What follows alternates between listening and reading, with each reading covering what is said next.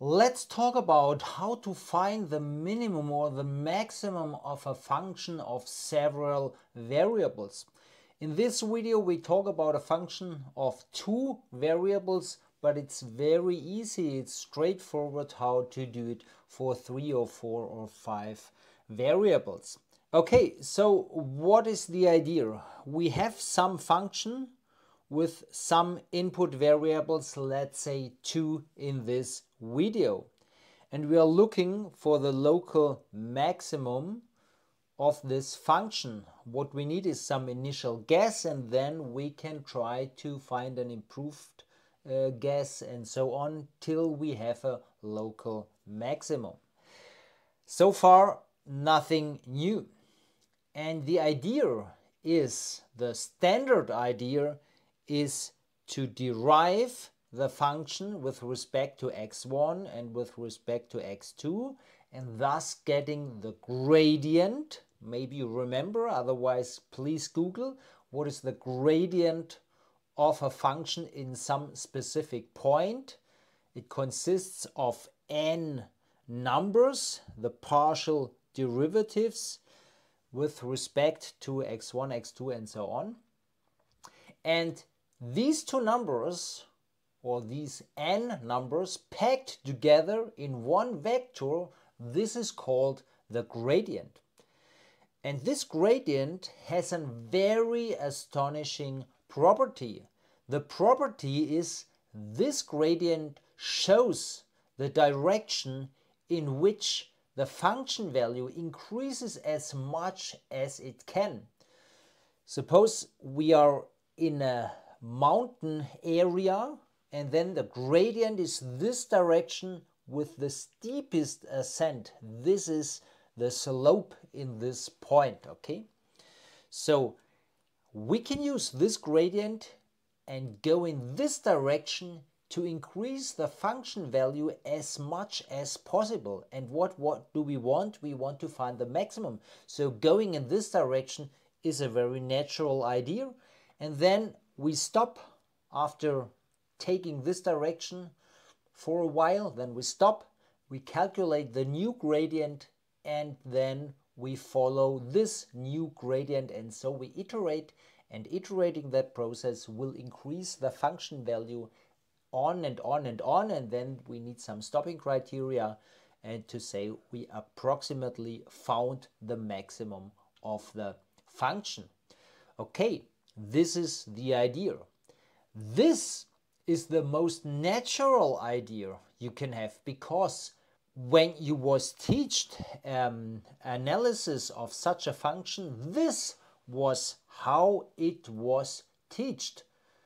Find the partial derivative, set to 0, and find the points satisfying every partial derivative is 0. Then you find a point with a tangent plane which is horizontal, and then check if it's a maximum, minimum or a saddle point. This is how it is taught, and so this is the natural idea you may have, but there is a better idea. And using numerical software you should not derive. Instead you should use an algorithm which internally uses an idea like that. Here are the details. Let's find the gradient at the point we are, and then go into this direction of the gradient for a while. And let's talk about these details. Let's talk about this function, for example, this function, and we want to maximize. This should be maximize, okay?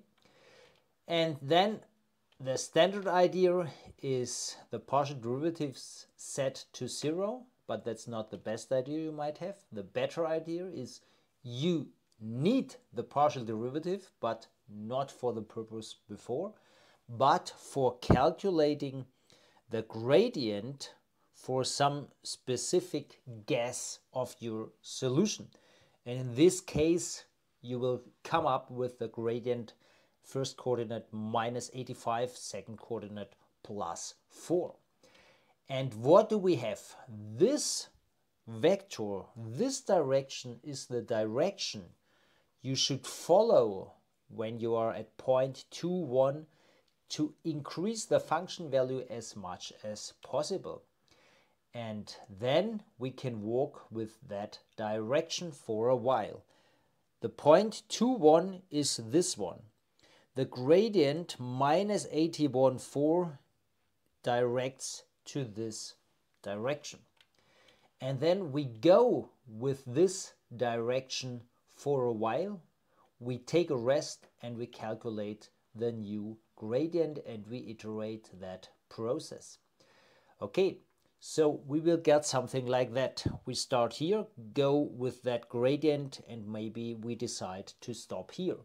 Calculate the new gradient going in that direction, and maybe we decide to stop here. Calculate the new gradient, go with this gradient to that direction, and maybe we stop here. And these might be the corresponding function values. We started with a function value of minus 28. Then here we had a point with minus 7, so we increased the function value. We are more close to the maximum. Then here maybe the function value might be 4, so we increased the function value from minus 7 to plus 4, so we increased. New gradient, taking the rest here, is increasing the function value by 1. So this is how it works. But what is the detail? How should we choose the step size? How should we know if we walk this way or this way or this way or maybe this way? Okay, how can we choose or adapt the step size? And the idea, a very simple idea, is use the step size from the last step, check if function value increases. If true, then try to go on with this step size, double it. So maybe double the step size is more appropriate to your specific situation. And okay, if we can double and we still increase, we keep doubling as long as we increase. If the step size in the first with the first step size did not increase, then we don't double. Sure, we don't double, but we halve, and we halve till we get an increased function value. Okay, so check if function value increases. Two possibilities: if true, do that; if false, do that. And so we can iterate that process. This might look like that. We start with function value minus 28, and the last step we have chosen this step size, and we increase the function value and we get minus 15. So we use this step size, exactly the same length here, and we check if the function value increases, and in this case it does. So let's go as far as possible. So double this length and we come to that point. Check the function value, compare to that function value. It increased, so it was a good idea to go for a longer time with that step size. So let's try to double again. So take this distance, same direction, again this distance. Check the function value, compare, and in this case we see it did not increase from 6, it decreased to 2. So this was not a good choice. We forget that and we take a rest. We are here, this is our new point. Then new gradient, one step with the same step size we used last time. So this step size we use here. Function value did not increase. So now we will halve. We will halve until it increases. Let's see how long it takes. Okay, let's halve. 4 is less than 6. So half again. Function value 7. this is an increased function value, so this is our new point. And we take a rest, we calculate the new gradient, and so on and so on. So this is the idea, a very simple idea, and it might work, and we will find the maximum. If you want to find the minimum, mathematicians would say maximize minus f, or let's take the direction of the gradient but the negative one, and so we can also find the minimum.